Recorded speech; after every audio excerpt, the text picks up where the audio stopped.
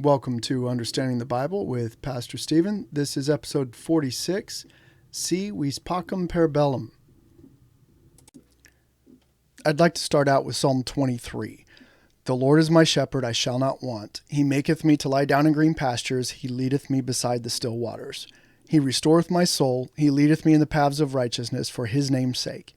Yea, though I walk through the valley of the shadow of death, I will fear no evil, for thou art with me. Thy rod and thy staff, they comfort me. Thou preparest a table before me in the presence of mine enemies. Thou anointest my head with oil, my cup runneth over. Surely goodness and mercy shall follow me all the days of my life, and I will dwell in the house of the Lord forever. For context, this is 1 Samuel 24, when David had been anointed king and he was hiding in a cave and from King Saul. He did not spill blood, but while he was hiding, he was not scared because God was with him. God is sovereign, right? 1 Kings 18:22.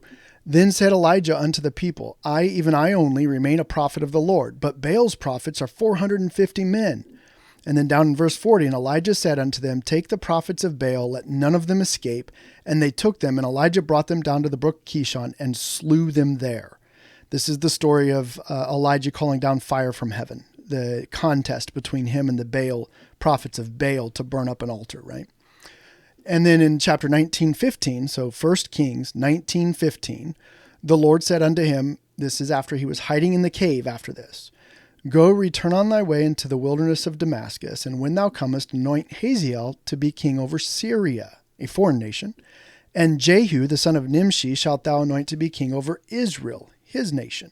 And Elisha, the son of Shaphat of Abimholah, shalt thou anoint to be prophet in thy room. And it shall come to pass that him that escapeth the sword of Hazael, the foreign king, shall Jehu slew. The Israelite king will kill those false prophets of Baal and any followers of Baal and anyone in Ahab's kingdom. And him that escapes from the sword of Jehu shall Elisha slay. So now your replacement, your prophet, will kill people. Yet I have left me 7,000 in Israel, all the knees which have not bowed unto Baal, and every mouth which has not kissed him.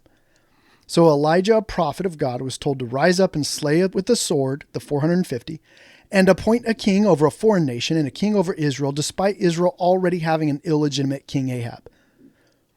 So these stories are to prove to you that there is a time and a place for violence among God's people, for self-defense and defense of others, and specifically today to destroy evil kings, their armies, and their propaganda machines. The 450 false prophets of Baal were propaganda, and to install a new king that will do what is right. So yes, today we're talking politics and revolution.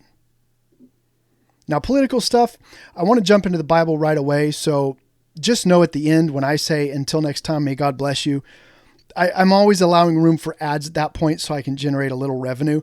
And I'll try and put something afterwards, a teaser, an Easter egg, if you will, or whatever, so that you can learn something after the ads. But this time, I'm going to put evidence and laundry lists of facts about the American government that you might not be aware of. So that's literally my argument for why I'm doing this podcast today, that we have an evil government. So I encourage you to stick with me and listen to this stuff after the Bible podcast if you don't know what I'm talking about. And I'm not a 501c3 tax-exempt church. All my donations are gifts. I don't accept charity, so I am taxed on income. It doesn't matter if I were tax-exempt. I choose to obey God rather than men. And Christians staying out of politics is what got us into this mess in the first place. Pastors across America have failed for not wanting to help their congregation choose our nation's leaders, with some exceptions. But overall, I'm not very happy with pastors in this country. So what are we going to do about it?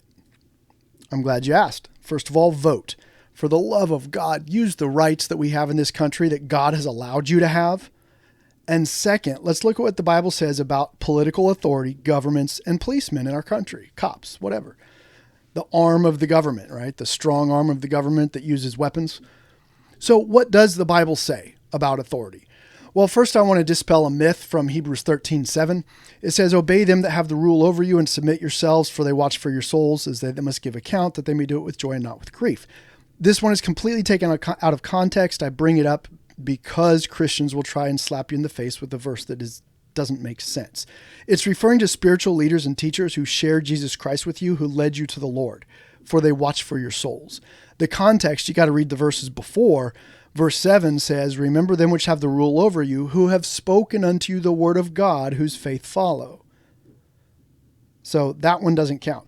But regarding governments, probably the biggest one that does directly apply to governments is Romans 13. Starting in verse 1, it says, let every soul be subject unto the higher powers. For there is no power but of God. The powers that be are ordained of God. Whosoever therefore resisteth the power, resisteth the ordinance of God. And they that resist shall receive to themselves damnation. For rulers are not a terror to good works, but to the evil. Wilt thou then not be afraid of the power? Do that which is good, and thou shalt have praise of the same. For he is the minister, he, the government, is the minister of God to thee for good. But if thou do that which is evil, be afraid, for he beareth not the sword, there's your cops, in vain. For he is the minister of God, a revenger to execute wrath upon him that doeth evil. The lawbreakers, there you go. Verse 5, wherefore ye must needs be subject or obey, not only for wrath, but also for conscience sake. So he's saying not just legally, but also morally. What God says you should do. Obey these people, right? For this cause, pay you tribute also. So you're paying taxes to the government, for they are God's ministers, attending continually upon this very thing. Render therefore to all their dues, tribute to whom tribute is due, custom to whom custom, fear to whom fear, honor to whom honor. And there you go. And this is why Jesus made that comment about paying taxes, and he took the gold coin out of the fish's mouth and paid their taxes with it. So clearly this is speaking about political power because they bear the sword and they levy taxes. So this is speaking specifically of government which fights for you and against evil, which clearly our government has flipped that. And again, we'll get into the politics later if you want to. But if you don't see that right is called wrong and wrong is called right by our own government, and people are attacked for speaking out and speaking truth, and people who speak lies and pedophiles, etc., are running our government and doing things that are completely don't make sense, giving more rights to criminals, putting people in jail like the J6ers without a trial, all kinds of things that our government does, this passage is not speaking to our government or about our government. It's speaking to a government that bears the sword to enact the justice of God. Would you say that our government does that today? I would not. Acts 5:29, then Peter and the other apostles answered and said, we ought to obey God rather than men. So this requires some serious judgment, wisdom, and discernment. So pray for wisdom, okay? At the very least, if the government says to stop preaching, don't obey. Because based on that story in Acts 5, the government was telling Peter to stop preaching and he refused. At the very worst, this would mean rising up against that evil government and physically with bloodshed removing them from power. So is that something a Christian can morally do? Well, let's take a look. Psalm 149. I'm going to read the whole psalm here. Praise ye the Lord, sing unto the Lord a new song, and his praise in the congregation of saints. Let Israel rejoice in him that made him. Let the children of Zion be joyful in their king. Let them praise his name in the dance. Let them sing praises unto him with the timbrel and harp. For the Lord taketh pleasure in his people. He will beautify the meek with salvation. There's a whole lesson in there about what meekness is. It's actually strength, tough, powerful people who choose not to use it, right? Verse 5, let the saints be joyful in glory. Let them sing aloud upon their beds. Then he turns around on that meekness part and he's like, but hold on. There comes a time when you need to use that power. Verse 6, let the high praises of God be in their mouth and a two-edged sword in their hand. Here's the power. Now you pick up a weapon. Why? Verse 7, to execute vengeance upon the heathen and punishments upon the people, to bind their kings with chains and their nobles with fetters of iron, to execute upon them the judgment written. This honor have all his saints. Praise ye the Lord. It directly says that a good believer will take the sword and bind evil kings, that we must execute judgment on political powers, rulers, and nobles, and that it is not merely a duty or something we talk about, but it is an honor for every Christian to do this. So yes, if we have evil kings and rulers, it is well within a Christian's right to pick up arms. Look at Judges chapter 3, the story of Ehud. King of Moab took over Israel, ruled over them for 18 years. An evil king enslaved them in their own country. Ehud assassinated the king and called down the rednecks from the hills to kill the people and take back their land. Now that's my summary. You might want to read Judges chapter 3 yourself. It's a pretty cool story, especially if you're left-handed. you got a hero right there because Ehud was left-handed. In Luke 22, Jesus encouraged his disciples to buy a sword. Verse 36, then Jesus said unto them, but now he that has a purse, let him take it, and likewise his scrip, and he that hath no sword, let him sell his garment and buy one. For I say unto you that this is written, For I say unto you that this that is written must yet be accomplished in me. And he was reckoned among the transgressors, for the things concerning me have an end. And they said, Lord, behold, here are 2 swords. And he said unto them, it is enough. So remember, Judas Iscariot had already left, so there were 11 disciples left. 2 swords amongst 11. Only 2. This clearly means that God did not expect every one of them to draw a sword and fight. But it clearly backs up who God is, that he calls for physical warriors and always has. It clearly shows that it is a right by God to buy a weapon and to kill with it. Back then, only soldiers had swords. Not only, but that was a soldier's weapon. So you have to understand, a soldier's weapon to be able to fight soldiers is what we need today. I'm just thinking the modern day AR-15, but whatever you want. I don't care. A 308 is probably better, but God wants specific people, those with a warrior's heart, to be ready to fight. Not every one of his disciples. Look at Judges chapter 7, verse 2. And if you don't remember this story, it's about Gideon and how they put the torches in the vases and stood up on the cliffs and spaced apart around the encampment of the enemy. And on a signal, they broke the vases and lit the torches. And the enemy was like completely freaked out, thought they were surrounded by tens of thousands of people. So verse 2 says, the Lord said unto Gideon, the people that are with thee are too many for me to give the Midianites into their hands, lest Israel vaunt themselves against me, saying, mine own hand hath saved me. Now therefore go to, proclaim in the ears of the people, saying, whosoever is fearful and afraid, let him return and depart early from Mount Gilead. And there returned, out of all the soldiers, 22,000 that were scared. And there remained 10,000. And the Lord said unto Gideon, the people are yet too many. Bring them down to the water, and I will try them for thee there. Long story short, he picked 300 that were wise and watchful and careful how they drank water. God only wanted the 300 that were strong, not fearful, and wise. There was no shame in the others going home. So I'm not saying you have to fight. The majority of the Israelites did not fight. Only 300 did. So there's a time and a place for everything. Remember, after Jesus said, buy a sword in the Garden of Gethsemane, Jesus told them it was not time to use the sword. Matthew 26:51. And behold, one of them which were with Jesus stretched out his hand and drew his sword. John 18 said it was Simon Peter, and struck a servant off the high priest and smote off his ear. Then said Jesus unto him, put up again thy sword into his place, for all they that take the sword shall perish with the sword. Thinkest thou that I cannot now pray to my Father, and he shall presently give me more than 12 legions of angels? But how then shall the scriptures be fulfilled, that thus it must be?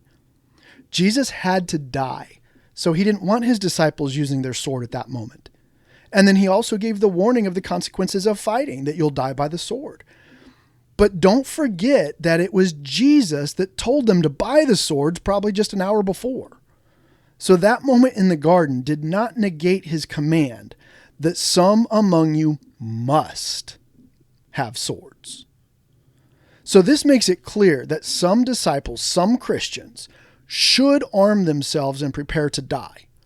God literally wants warriors. Exodus 15:3, the Lord is a man of war, the Lord is his name. God has always wanted people to fight for what is right, for justice, and for freedom. Ecclesiastes 3:1, to everything there is a season, and a time to every purpose under heaven, a time to kill and a time to heal, a time to break down and a time to build up. And then verse 8, a time to love and a time to hate, a time of war and a time of peace. Literally, Christians need to understand there is a time for war and a time to kill people. Christians today need to pray, arm themselves, and train to fight as King David did. Psalm 18:32, King David said, it is God that girdeth me with strength and maketh my way perfect. He teacheth my hands to war, so that a bow of steel is broken by mine arms. God literally taught the Jews battle tactics, in case you didn't know this. Read the books of Joshua and Judges. He told them how to set an ambush, how to distract the enemy, how to divide your soldiers and use terrain to your advantage. Think of Gideon and the 300 standing up on the hillsides and the cliffs and surrounding them and dividing the soldiers up into groups and such. So what's the point of all this, guys? Listen, we need to vote.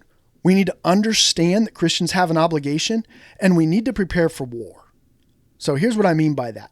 Vote. I already talked about it in episode 44, presidential election. Stealing an election, stealing votes is literal slavery. Choosing who will rule over you and take your tax money without your consent. But voting allows you a small amount of consent on your taxes and the laws and who does that and who rules over you. So having that vote stolen, machines flipping votes, a non-citizen voting, someone voting a second time to cancel out your vote, or ripping up your ballot like happened to my wife and I in Arizona. And yes, I have proof of that. No, nobody cared. The Secretary of State, who was in charge of election integrity, who asked us to send us the pictures and the proof of that, is the one who illegally became governor and was in charge of investigating this so-called election fraud. She's the one who installed herself as governor despite all the fraud. So no, nothing was done about it. But slaves in almost every time period have been forced to work the land all over the world in human history, and a slave had to give either a fourth or a fifth of what they earned to the slave owner. That's a 20 or 25% tax. I'll let you have a place to sleep. You can live on this land, but you farm it, you work it, and you give me the proceeds, right? You have enough to survive and you guys will be okay. 20 to 25% made you a slave. We have at least that taken in our income taxes. Some people 35% or more. Then we're taxed on whatever we buy. Then when we buy land or cars or anything of substantial value, not only do we pay the sales tax, but we're required to pay a yearly property tax or they will steal it back from us. So Americans pay easily 60% of our income in taxes and we think we're not slaves? Stealing that vote during election rips away any recourse that you have to free yourselves within the system peacefully. So vote. And understand that Christians have an obligation to fight the demonic platform of the Democrats. Literally, abortion and transgenderism are the doctrine of demons. And it's enshrined in the Democrat Party platform and the current White House. President Biden's memorandum on advancing the human rights of LGBTQI plus persons around the world at whitehouse.gov fully explains how we're giving away all these millions of dollars to other governments to force transgenderism. Democrats have held power for 12 of the last 16 years. They have caused the problems that we have now. If Harris was going to fix things, why has she done nothing over the last 4 years? And don't say it's because she's just vice president. She was asked, and she said she would do everything the same that Biden has done. And let's be honest, Biden has not been in charge. She got that dementia patient to sign everything. She's the figurehead, not him. If President Trump was as bad as they say, they call him Hitler, then why didn't he do all the bad things they say he will do during the 4 years he was already president? They're lying to you. Do not vote Democrat. And thirdly, prepare. Prepare for war if they steal this election. So number one, you need to pray. You need to spread the gospel. We have the Great Commission. Tell the world about Jesus. If our country takes away our freedom of speech, it is perfectly within our rights as Christians and as Americans to rise up and fight. Psalm 149 says, take up a sword, use vengeance to fight the kings, the evil kings. Declaration of Independence states it is our right, it is our duty to rise up and throw off such government. So prepare to fight. Si vis pacem per bellum is a Latin phrase that translates to, if you want peace, prepare for war. So I'm telling you right now, prepare mentally and physically. Mentally understand that bloodshed is sometimes called for and it's biblical. Prepare your mind, prepare your heart, pray to God for discernment and courage when and if it comes time. Pray to decide whether or not you're one of the 2 out of the 11 disciples or whether you're one of the 9 that sit back and just pray and support them. Physically prepare. Sell your cloak and buy a sword. I encourage every American to do that. Jesus said so. Train to use a gun and be safe. Treat every gun as if it is loaded. Never point the gun at anything you don't want to kill. Keep your finger off the trigger until you're ready to shoot and know your target and what is behind your target. Bullets go through people. So we need to be okay with violent revolution as a Christian. if it's for the right reason, which is freedom. If you understand that God is sovereign and that he uses his people to bind kings, he uses people to free nations, he uses his people to spread the gospel. Listen, I don't want war unless it's warranted to establish justice and the rule of law in our country. Abraham Lincoln said, we the people are the rightful masters of both Congress and the courts, not to overthrow the Constitution, but to overthrow the men who pervert the Constitution. As a Christian, you should believe in the rule of law for everybody. And if the people making the laws, if the people enforcing the laws, the corrupt FBI and DOJ and everybody else, if they are the ones who are breaking the laws, there is no recourse other than the people to overthrow those who are perverting the rule of law.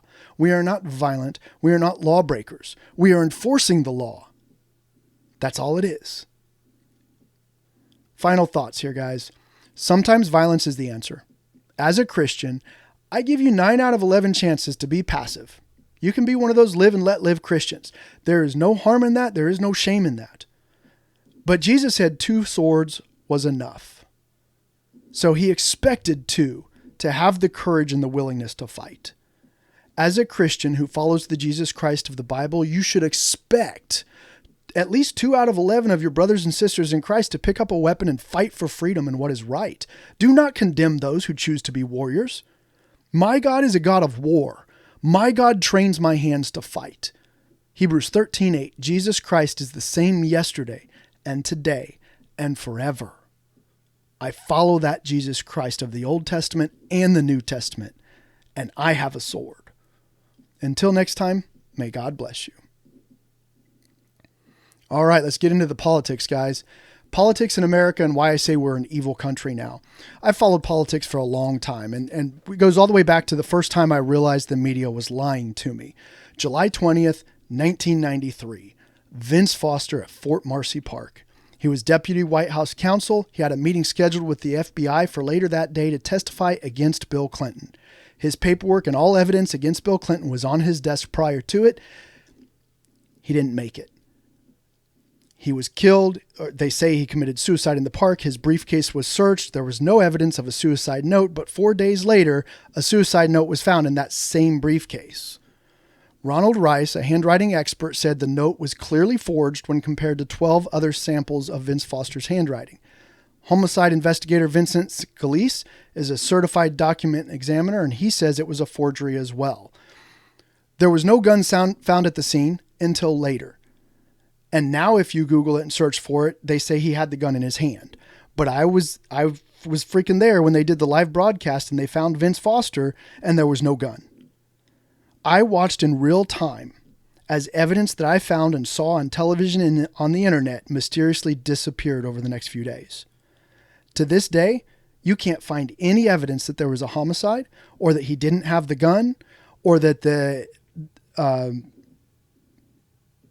or in regards to the blood splatter and things like that.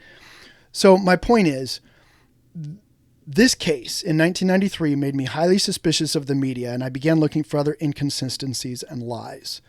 Fast forward to 2002. Remember the infamous hanging chads on the paper ballots in Florida and the recounts for President Bush being elected? In Springfield, Missouri, I saw buses of illegals brought to polling stations. It was reported on the local news. There was video played of hundreds of illegals getting off the buses, walking around and voting, receiving free lunches, backpacks filled with all kinds of stuff, and money for the day. I don't remember how much they said they were given. I want to say it was like $100 or $200, but they were taken to as many voting places as possible, and nobody was arrested. Nobody stopped them. To my knowledge, law enforcement didn't even investigate that news story. Now, in the last 10 years, we've seen corruption blatantly in front of our face. Jeffrey Epstein and Ghislaine Maxwell, Pedo Island, and all of his political connections. Nobody was prosecuted. The FBI has a black book of people that purchased sex with children on his island. Where'd it go? He mysteriously died in a maximum security prison before he could ever do anything to testify as to the people that he was involved with. All the video cameras in his quarter and cell just stopped working that night, and then he committed suicide and got away with it. And of course, people try and tie President Trump to that. They say that Trump was heavily involved, and he wasn't. Trump kicked Epstein out from his Mar-a-Lago estate and other places after Epstein harassed the daughter of a member. In 2007, Epstein served 13 months in jail in the state of Florida. The Herald reported that Epstein received a sweetheart non-prosecution deal from federal authorities. And since 2007, Trump has talked about Epstein's predilection towards young women and that he has not been friends with him. Even in 2019, there was an interview done by the New York Post. Trump said, "I knew him like everybody in Palm Beach knew him. I had a falling out a long time ago. I'd say maybe 15 years. I was not a fan of his. That I can tell you." This was reported in 2019. The reason I'm saying all this stuff is to give you actual evidence, proof that the media lies to you. They say Trump and Epstein were friends while admitting that Epstein was an evil pedophile who captured, coerced, and used young girls below the age of 18 and who basically sold this sex slavery to famous people on an island, which he flew people to on a private jet dubbed the Lolita Express. You can still Google that stuff. So he could videotape these powerful people forcing themselves on young girls and boys.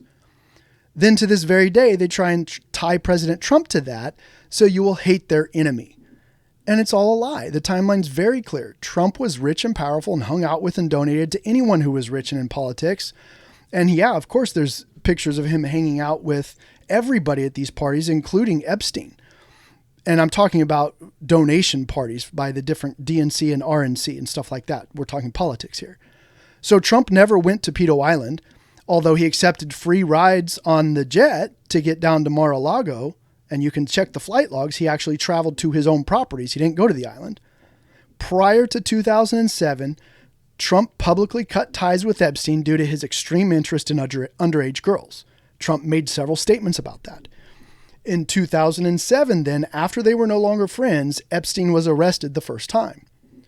12 years later, Epstein was arrested again. Everything was exposed, and he so-called committed suicide. His black book of celebrities and politicians who abused and raped young children is public knowledge, admitted to by the FBI, and yet not a single politician has been arrested. So there's your evidence that they distort and lie to you about to try and get you to hate people who aren't involved while not doing anything about the people that are involved. So back to the corruption of our country. We've done unlawful COVID mandates for the last 4 years. That is not following the rule of law. Each governor, each state, the whole freaking federal government is supposed to vote on laws by our representatives. And we went to mandates given by governors and mayors and by the president at the time, who was Biden, that you must do this or you'll go to jail. And we did see people jailed. We did see church doors barred. We did see people harassed for showing up at church to just have church in a parking lot. We have corruption very blatant in the last 4 years, where we're taking away the freedoms of our citizens. What about the Ukraine war? In C-SPAN, in Congress, we literally admitted to the whole world that we were funding 17 bioweapons labs in Ukraine, as well as the literal Nazi Azov battalion of the Ukraine army. We still gave $200 billion to them. Now, America spends roughly $820 billion on our armed forces. So 1/4 of that, we literally gave enough to Ukraine to make their entire air force. What have they done with it? Well, it's been laundered. Some of it's come back as kickbacks to the different Act Blue and organizations that are owned by these freaking congressmen. We fund terrorists in Gaza to murder Israelis while claiming Israel is our ally. Our government pushes genital mutilation of children with the trans garbage and funneling millions to foreign governments to get them to push the mutilation of children. That's that act on whitehouse.gov that I told you about, Biden's memorandum on advancing human rights and LGBTQI. We literally fund and enable slavery and sex trafficking at our southern border. Newsweek reported under Joe Biden have 85,000 undocumented children gone missing, published July 14th, 2023. You have to read the entire article to find out that, yes, it's true. They have no idea where 85,000 children are that they placed into foster care from the border since 2022. So in a year and a half, they've lost 85,000 children. That comes straight from a report that they did themselves from the Department of Health and Human Services. It's not some right-wing conspiracy. It's available for you to look at if you go to the Department of Health and Human Services and look at whether or not they've had contact with the children that they're supposed to have contact with. They've lost contact with 85,000 children. Watch the documentary Sound of Freedom. During the filming, they actually ended up rescuing 30 young boys from child sex slavery with Jim Caviezel. He's the one that rescued them. Listen, our government is actively trying to censor people and jail them for disinformation. This is what they literally want of anyone who votes for President Trump. And I want you to hear this.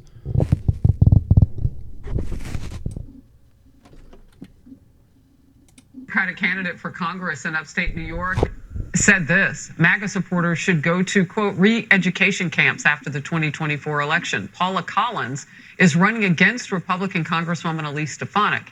Here are those comments. After we've gone through this MAGA nightmare and re-educating, basically, which that sounds like a rather a re-education camp.